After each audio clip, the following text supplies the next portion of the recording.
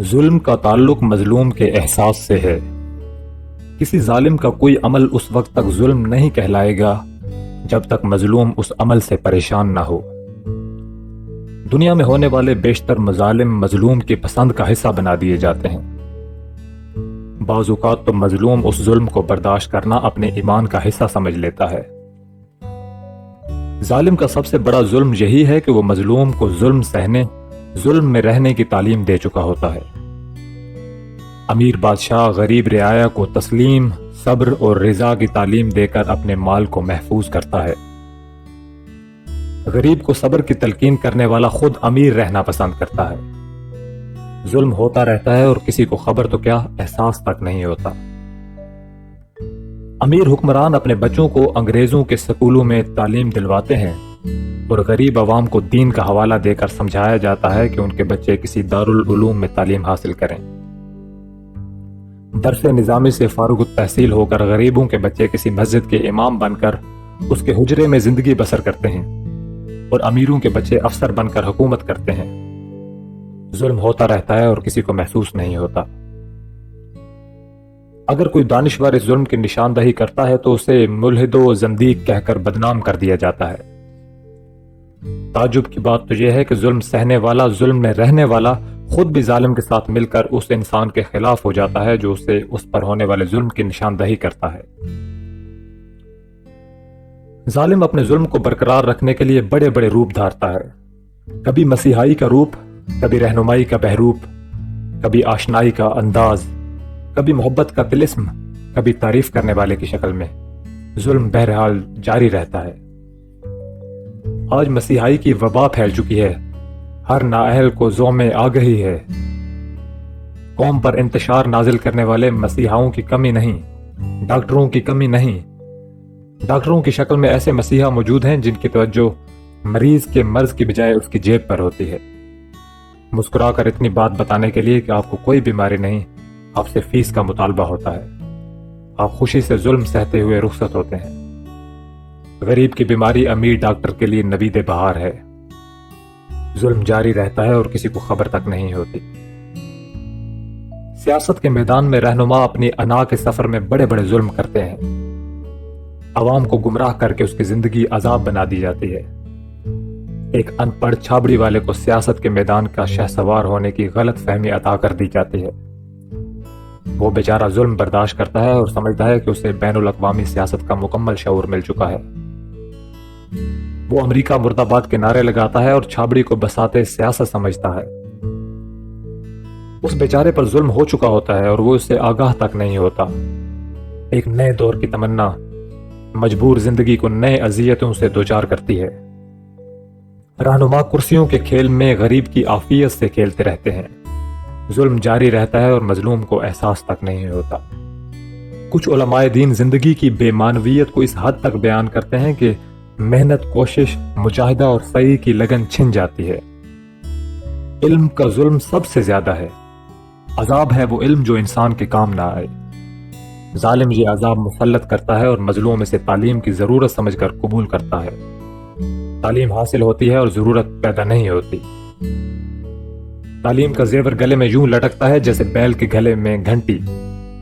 وہ گھنٹی کی آواز سنتا ہے، خوش ہوتا ہے اور ظالم کی زمین میں ہل چلاتا ہے۔ وہ خود نہیں جانتا کہ اس کے ساتھ کیا ہو رہا ہے۔ تعلیم ہے تو روزگار کیوں نہیں؟ روزگار تعلیم سے نہیں، تعلقات سے نصیب ہوتا ہے۔ بے معنی تعلیم بد نصیب کا مقدر بن جاتی ہے۔ اس ظلم کی کسی کو خبر تک نہیں ہوتی۔ بہت خطرناک ظالم زندگی میں دوست بن کر آتا ہے۔ ایسے ظالم سے بچنا بہت مشکل ہے جس کے پاس محبت کی تلوار ہو۔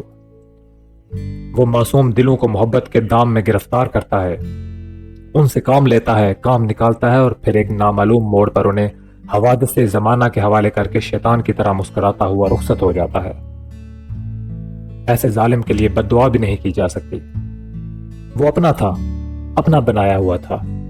اس کے پرانے خطوط ابھی محفوظ ہوتے ہیں اور وہ ہر اخلاق کے قوانین کو بالائے طاق رکھتا ہوا جھٹک کر چلا جاتا ہے۔ ہم جس کی تعریف کر چکے ہوں اس کے ظلم کا بیان کس منہ سے کریں؟ بس ظلم ہو گیا، لیکن مظلوم ہمیشہ کے لیے خاموش رہ گیا۔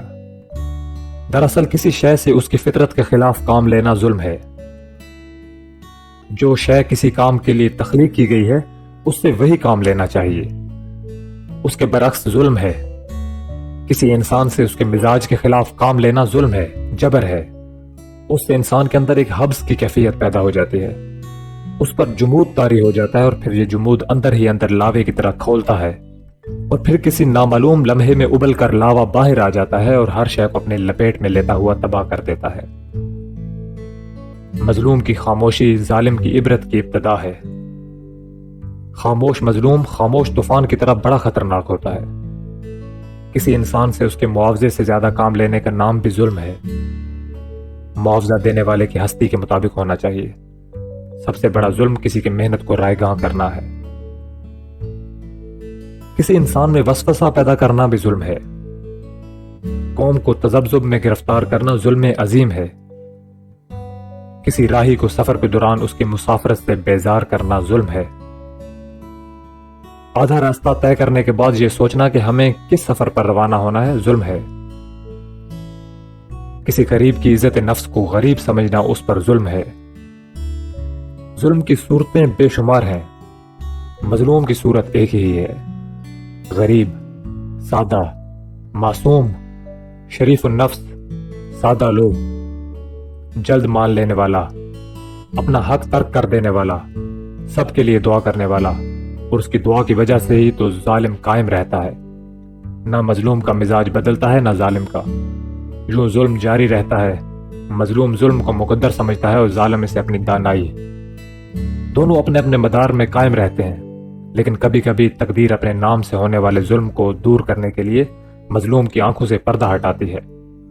لیکن کبھی کبھی تقدیر اپنے نام سے ہونے والے ظلم کو دور کرنے کے لیے مظلوم کی آنکھوں سے پردہ ہٹاتی ہے، اور پھر مظلوم اپنے غصب شدہ حقوق کے حصول کے لیے میدان عمل میں اترتا ہے، اور دیکھتے ہی دیکھتے مظلوم ظالم کی کرسی پر بیٹھتا ہے اور ظالم کے لباس میں نظر آتا ہے، اور ایک بار پھر ظلم جاری ہو جاتا ہے۔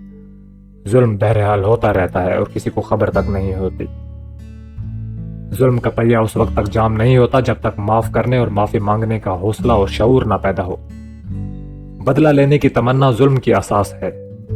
معاف کر دینے کی آرزو ظلم کا خاتمہ کرنے کے لیے ضروری ہے۔ ظلم توڑنے والے پرانی باتوں کو چھوڑنے والے ہوتے ہیں۔ ظلم کے ساتھ ظالم کے ساتھ کیا سلوک کرنا چاہیے، پیغمبروں کی زندگی سے ہی یہ معلوم ہوتا ہے۔ بھائیوں نے یوسف علیہ السلام کے ساتھ جو سلوک کیا اس کا بدلہ یہی تھا کہ جاؤ، آج کے دن تمہارے لیے کوئی سزا نہیں۔ فتح مکہ کے بعد آپ صلی اللہ علیہ وآلہ وسلم کا پرانے مخالفین کے لیے یہی ارشاد تھا کہ جاؤ، تم سب کے لیے آج کوئی سزا نہیں۔ اگر معاشرے میں معافی مانگنے اور معاف کرنے کا عمل شروع ہو جائے تو ظلم کا عمل رک جاتا ہے۔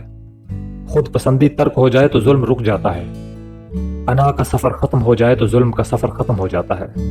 ہر وہ شخص جو اللہ سے معافی کا خواستگار ہے اسے سب کو معاف کر دینا چاہیے۔ جس نے معاف کیا وہ معاف کر دیا جائے گا۔ دوسروں پر احسان کرنے سے ظلم کی یاد ختم ہو جاتی ہے۔ حق والے کا حق ادا کر دو، بلکہ اس سے حق سے بھی ماسوا کر دو۔ بس اتنے سے عمل سے ظلم ختم ہو جائے گا۔ جس معاشرے میں مظلوم اور محروم نہ ہوں وہی معاشرہ فلاحی معاشرہ ہے۔